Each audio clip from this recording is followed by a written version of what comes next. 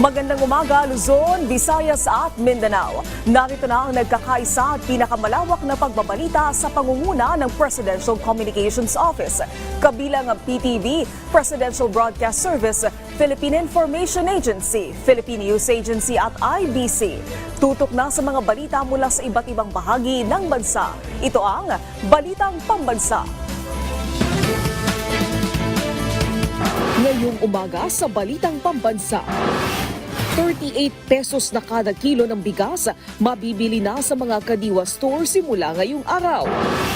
Metro Manila Council inaprubahan ang paglalagay ng mga kadiwa ng Pangulo sa labas ng Metro Manila.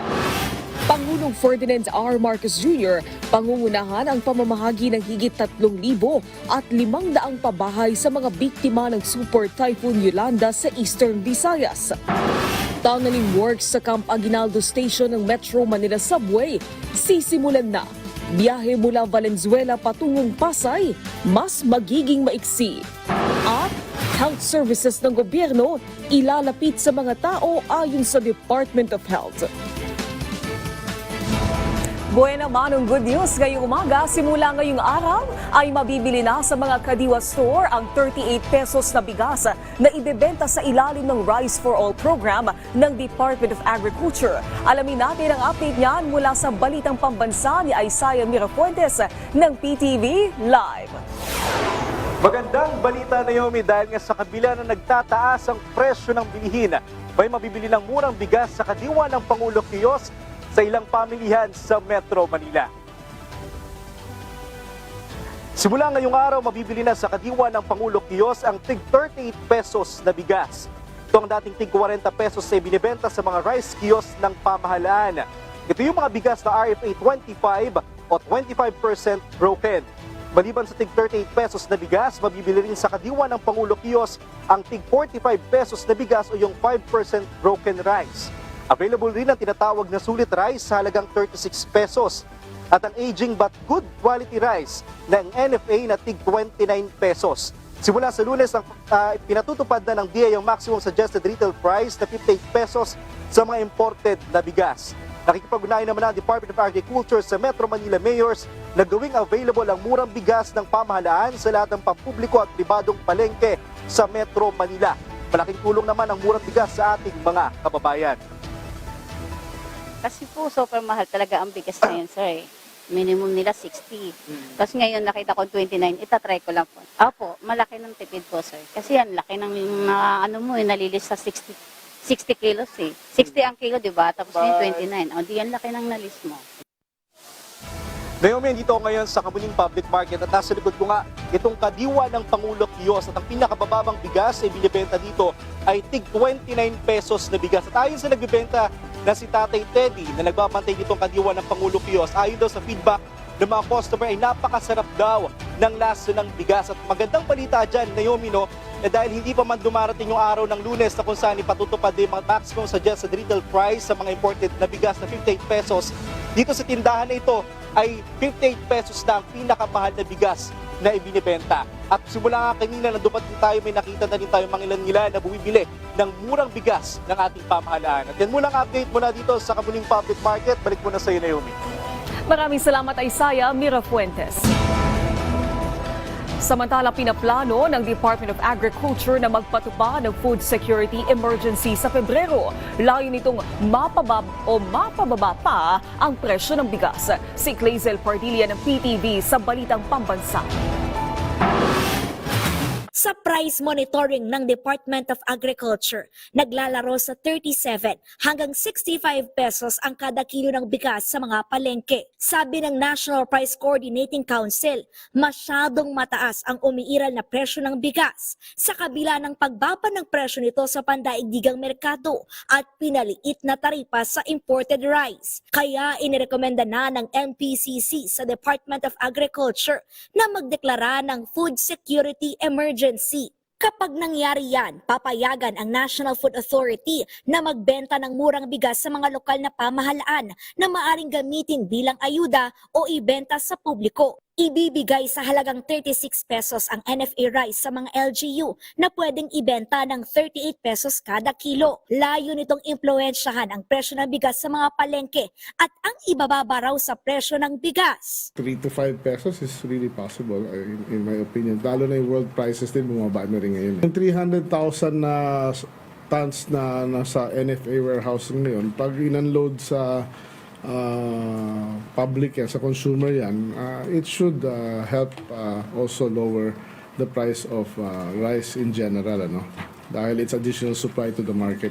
Alinsunod sa Rice Tarification Law, binibigyan ng kapangyarihan ang pinuno ng Department of Agriculture na magdeklara ng food security emergency. Pero ipaalam muna ni Tiu Laurel ang desisyon kay Pangulong Ferdinand R. Marcos Jr. May solid data tayo na that shows na justified talaga to. Yung presyo na 62 na yun, dapat as of now, dapat 58 yan. Pero dapat after 2 weeks from now, dapat 55 yan. Dahil pababa ang world market prices. Makatutulong din ang hakbang na ito para paluwagin ang bodega ng National Food Authority at bigyan daan ang papasok na ani ng mga magsasaka na bibilhin ng ahensya.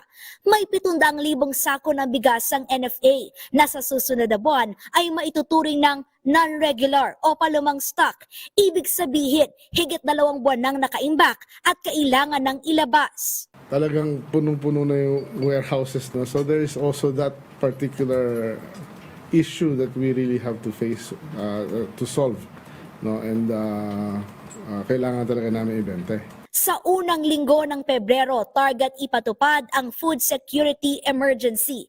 Uunahin naman ang pagbibenta ng NFA rice sa mga LGU sa Metro Manila. Habang hindi pa yan umiiral, babantayan ng pinagsanib puwersa ng DA at Department of Trade and Industry ang presyo ng bigas. Epektibo sa Lunes, January 20, ipatutupad ang maximum suggested retail price na 58 pesos kada kilo sa imported rice. Mula sa PTV Manila, Kalezal Pardilia, Balitang Pambansa. Samantala, wala namang tigil ang Agriculture Department sa kanilang pagtulong sa mga magsasaka.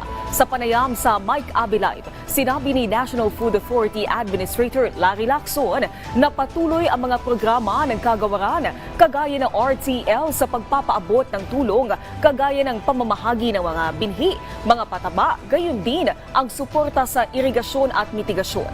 Binigyan din ni Lacson ang agri-puhunan at pantawid program ng DA kung saan ibinibigay lahat ng requirements pangpuhunan sa pagtatanim ng halos walang tubo, pati na ang 8,000 piso kada buwan na tulong bilang pantawid habang naghihintay ang mga kababayan nating magsasaka ng kita sa 4-month period.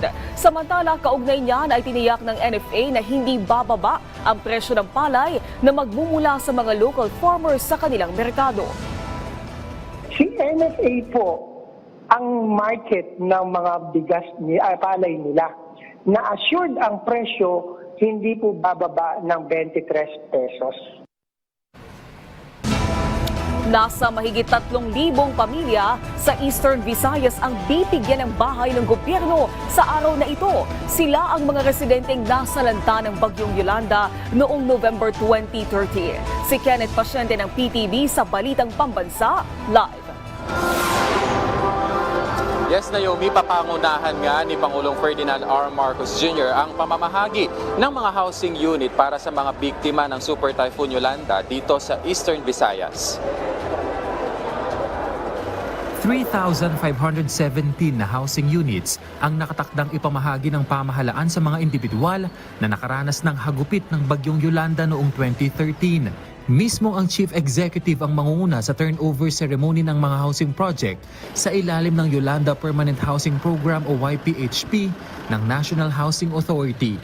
Kabilang sa ipapamahagi ng gobyerno ang mga unit sa Leyte na kinabibilangan ng Cool Spring Residences, Riverside Community Residences, Mount Eagleville Subdivision, Coconut Grove Village, Dagami Townville at Pastranaville.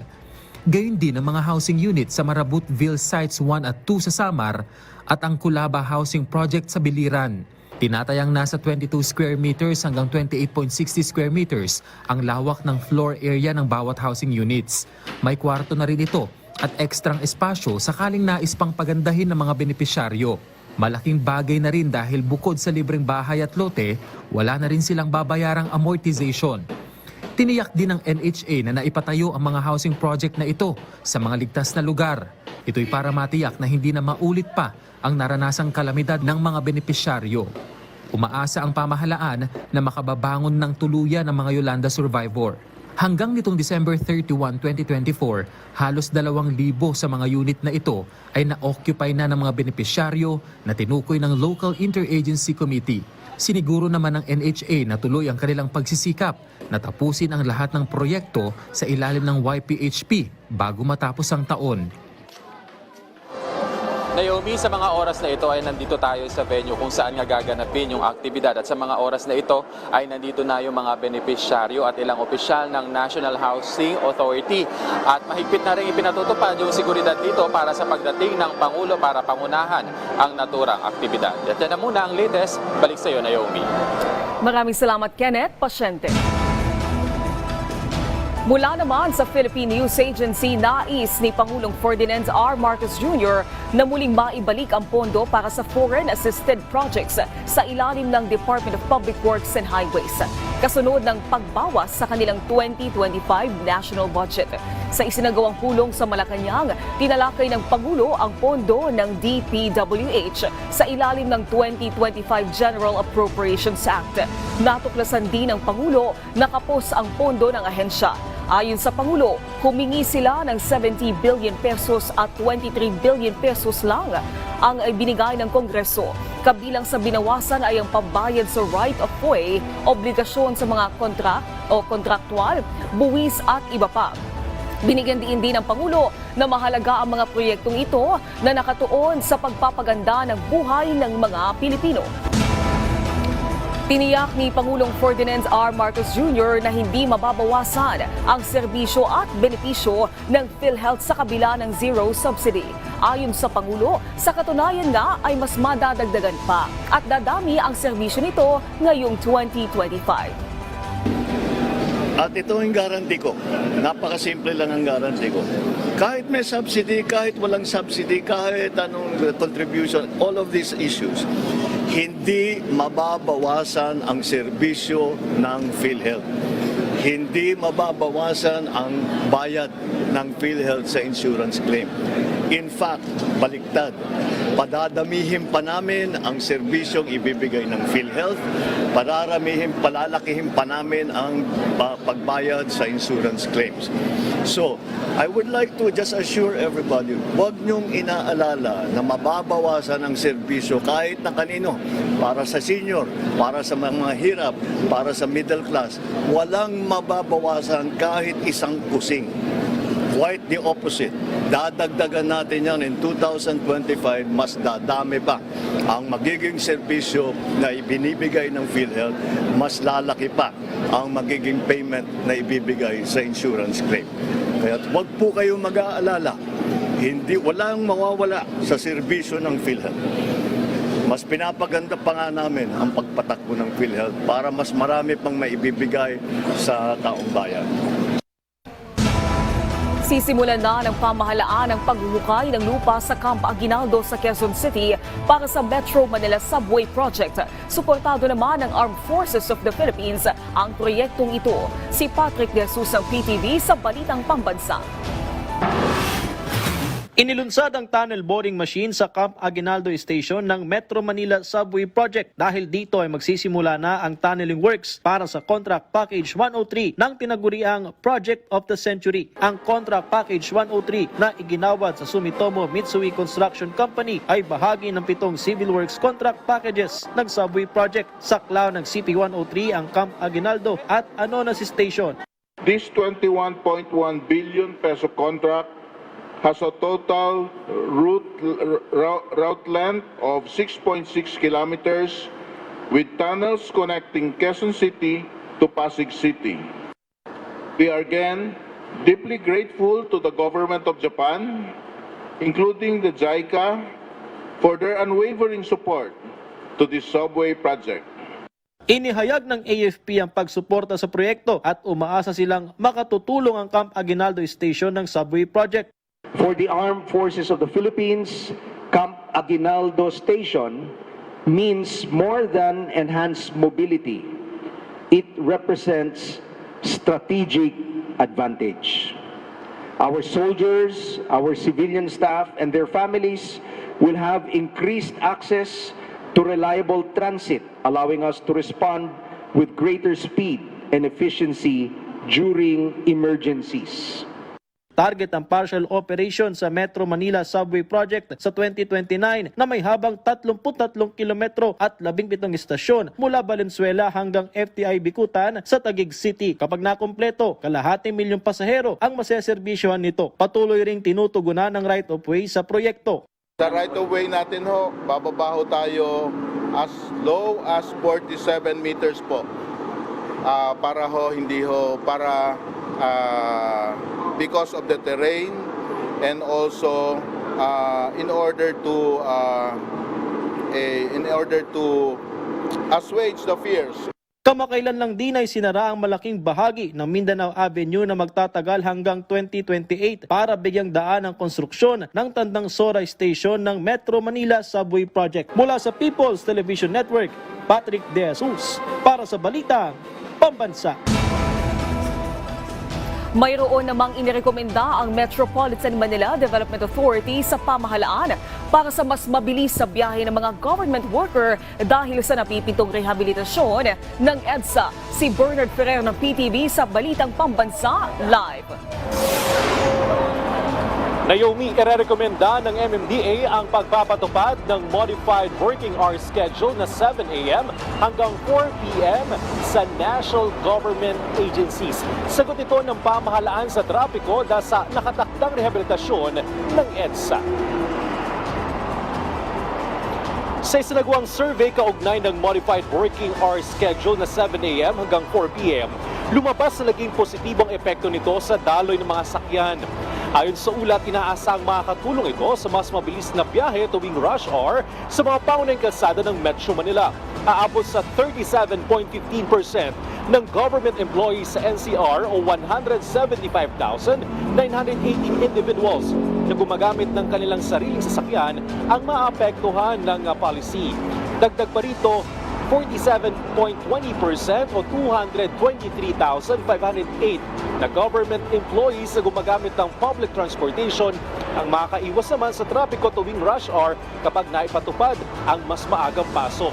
Kapag inaprubahan ng 17 local government units sa Metro Manila ang bagong policy, isusumite na ng MMDA ang rekomendasyon kay Pangulong Ferdinand R. Marcos Jr.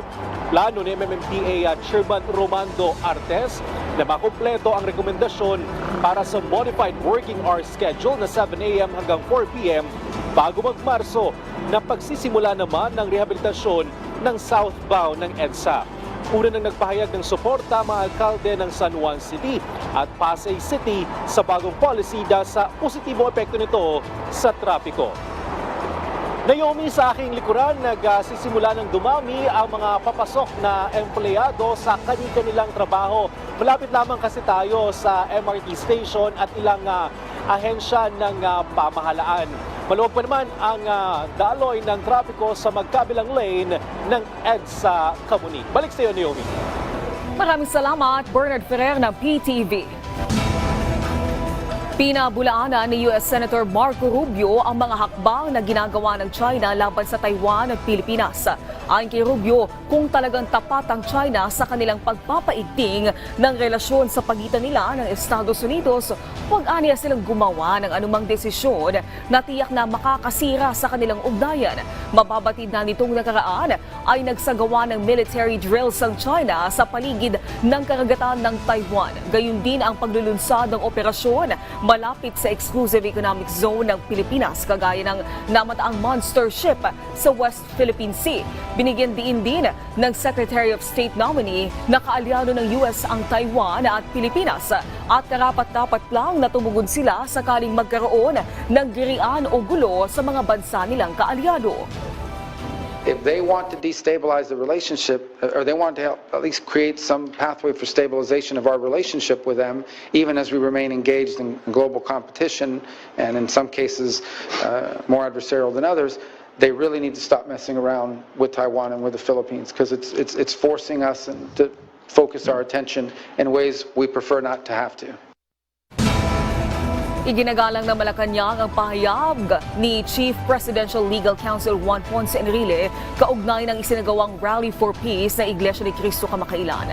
Ayon kay Executive Secretary Lucas Bersamin, ang Pangulo ay laging nagsusulong ng isang kultura ng bukas na talakayan sa loob ng gabinete. Sa ganitong paraan niya ay mas naging diverse ang paggawa ng mga at napapayaman ng mga iba't ibang pananaw mula sa mga miyembro ng gabinete ng Pangulo. Sa parehong pahayag, ipinaliwanag ni Bersamin na ang mga opinyon ni Secretary Enrile tulad ng iba pang pananaw ay palaging pinahahalagahan at isinasaalang-alang ng Pangulo. Gayunpaman, tiniyak ni Bersamin na ang posisyon ng Pangulo hinggil sa issue ng impeachment laban kay Vice President Sara Duterte ay hindi nagbago. Mula naman sa Philippine News Agency, pinoproseso na ng Bureau of Immigration ang mga dokumento para sa pagpapauwi sa 29 na individual na nahuli sa illegal online gambling o gaming sa Cavite. Ayon kay Immigration Commissioner Joel Anthony Viado, ang mga dayuhan ay naaresto noong Miyerkules sa isang resort sa bayan ng Silang.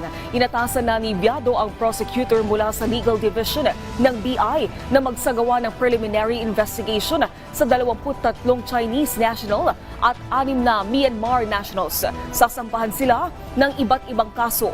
Pinag-aaralan din ng BI na sampahan ng kaso ang pagpapaupa sa resort dahil sa pagtatago sa mga iligal na dayuhan.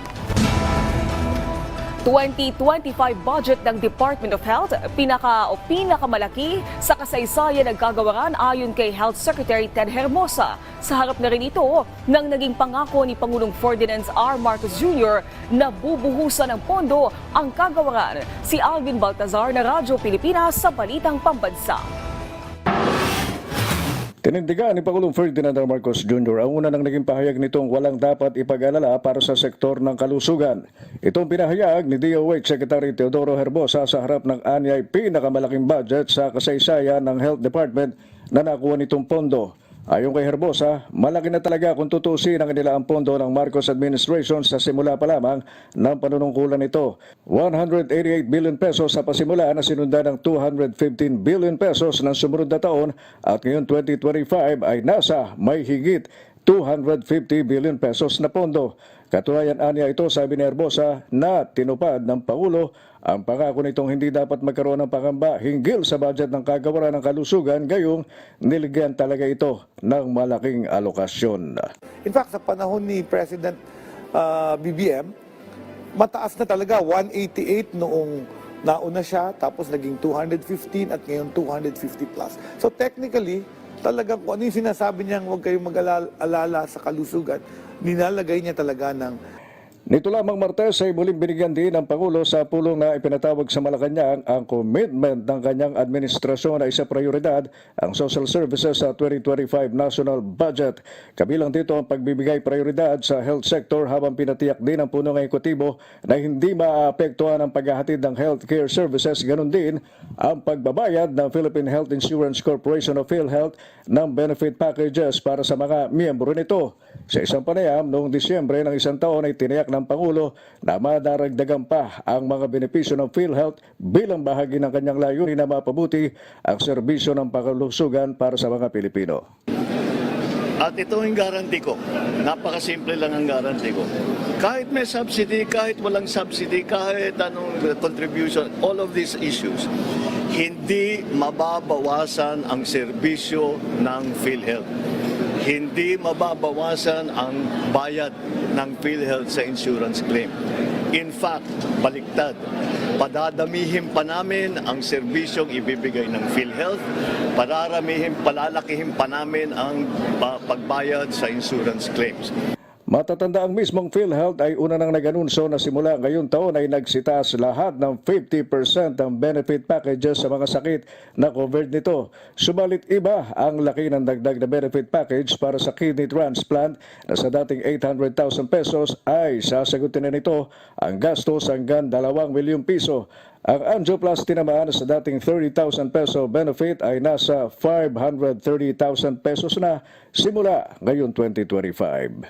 Nung pong ating kidney transplantation package na dati po ay 600,000, ngayon po ay aabot siya ng 800 to 2 million benefits package po. Para sa Balitang Pambansa, Alvin Baltasar ng Radyo Pilipinas.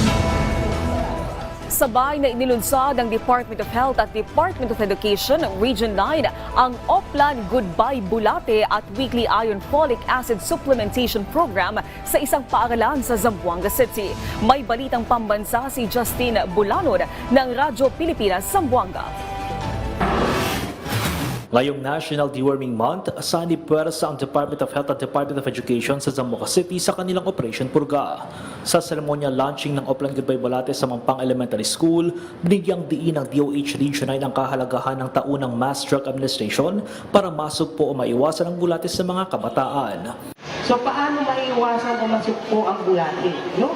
STL debe kita ase. STL annual or every year kang kanda kita and harmonized scheduled mass drug administration. No? Kadali kita pampurga. So ang medisina kadali kita albendazole or mebendazole. No? From 1 to 19 years old. Bukod sa Oplan Goodbye Bulate, inilunsad din ang Weekly Iron Folic Acid o WIFA Supplementation Program para sa mga babaeng kabataan. Dito ipinaliwanag ng DOH Region 9 ang importansya ng iron lalo na sa mga kababaihang nasa adolescent stage. Especially our learners, female adolescents which is vulnerable to anemia because of mga adolescent and men started on menstruation.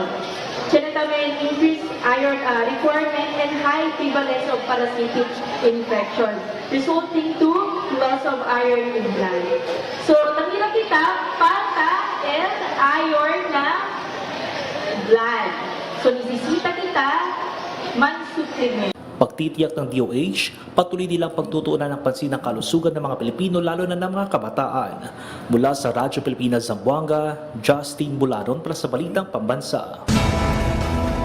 Parole and Probation Administration ng Mimaropa naglunsad ng programa na tiyak na mapakikinabangan ng Persons Deprived of Liberty o PDL. May balitang pambansa si Joshua Sugay ng PIA Oriental Mindoro. Bibigyang boses sa mga dating persons deprived of liberty sa pamamagitan ng isinusulong na Unified Aftercare Referral Monitoring System and Program for Former PDL ng Parole and Probation Administration Mimaropa. Ayon kay Parole and Probation Administration Mimaropa Regional Director Dr. Janet S. Padua, ang sistema na gagamitin ay magiging holistic ang approach. Tapos na po sila, na-serve na nila yung sentence nila. So definitely, hindi na natin sila maho-hold. Pero kung sila ay papasok at papayag na mag-undergo ng system na ito, alam niyo po ba, sila ay aalagaan ng gobyerno through holistic approach. Ako ngayon, galing ako sa isang city jail, pumayag ako rito. Then, paglabas ko, sasaluhin ako ng circle of support na galing sa mayor o provincial governor. Dagdag pa ni Padua, 3 taon ang magiging pilot implementation para sa mga sasailalim na PDL. Dito, aalamin ang talagang pangangailangan ng mga former PDL base sa kanilang kagustuhan.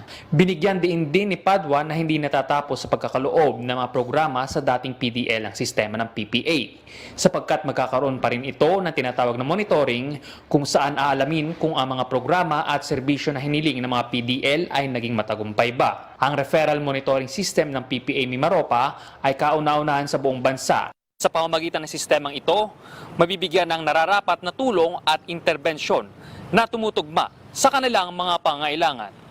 Mula sa Philippine Information Agency Oriental Mindoro, Joshua Sugay para sa Balitang Pambansa.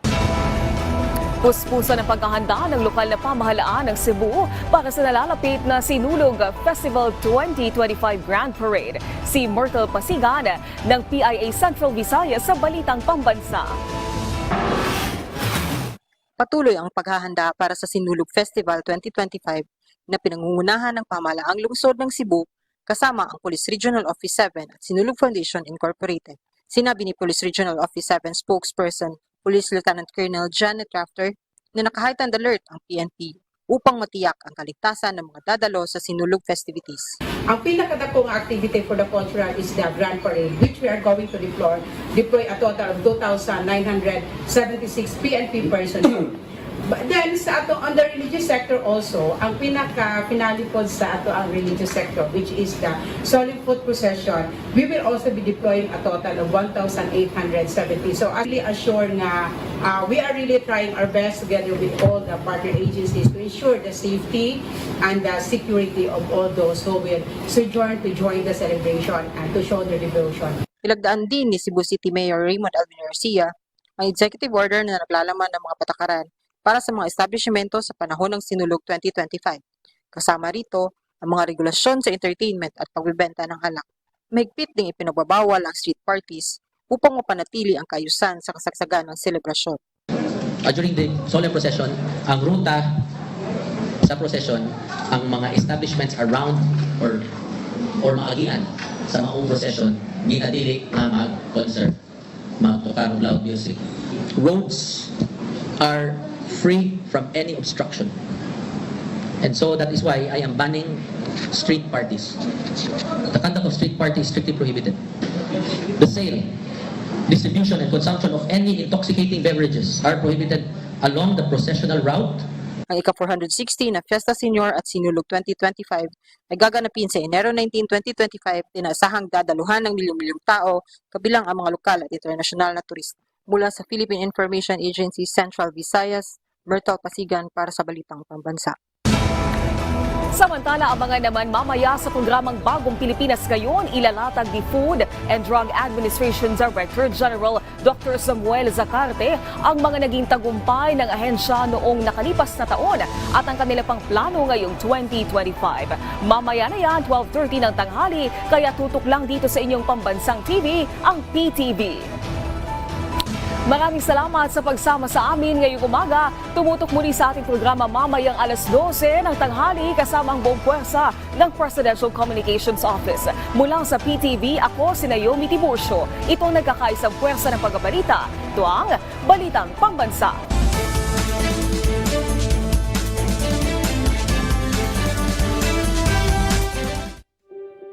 Ito'y isang kwento ng pagpupursigi ng isang benepisyaryo na ngayoy bumunga ang kanyang pangarap. Ako si Jumari Pialhas, apo ni Abilino Pasaylo.